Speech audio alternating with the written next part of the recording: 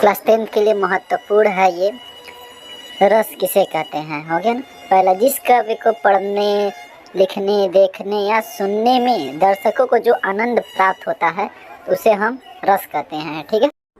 ठीक है, उसे हम रस कहते हैं। अब रस के अंग, ठीक है, अब रस के 4 अंग होते हैं। रस के 4 अंग होते हैं। पहला स्थायी भाव, दूसरा विभाव, तीसरा अनुभव तथा चौथा संचारी भाव। ठीक है, अब इसके बाद रस के और अस्थायी भाव। रस, हास्य रस का हो जाएगा हास, करुण रस का हो जाएगा शोक, वीर रस का हो जाएगा उत्साह, श्रृंगार रस का हो जाएगा रति। और इसका ये अस्थायी भाव है, ये आप तैयार कर लीजिएगा। इसके बाद ये बस तैयार कर लीजिए। इसके बाद आप रस, जो रस में आएगा उसमें आप पूरा नंबर पा जाएंगे। इसमें से 2 आएगा,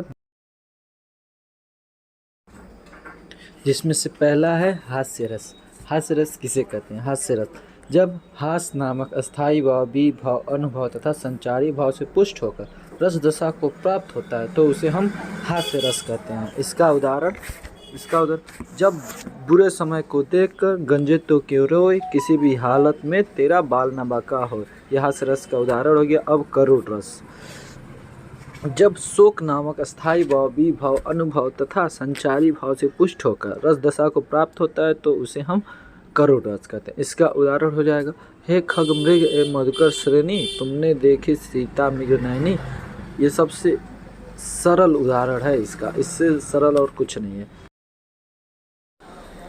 वीर रस, जब उत्साह नामक अस्थायी भाव, विभाव, अनुभव तथा संचारी भाव से पुष्ट होकर रस दशा को प्राप्त होता है तो उसे हम वीर रस कहते हैं। इसका उदाहरण हो जाएगा, वो खून कहो किस मतलब का जिसमें उबाल का नाम नहीं, वो खून कहो किस मतलब का जिसमें जीवन की खान नहीं। ये हो गया वीर रस का उदाहरण। अब आएगा श्रृंगार रस। ये वीर रस का हो गया, देखिए अब हो गया श्रृंगार रस।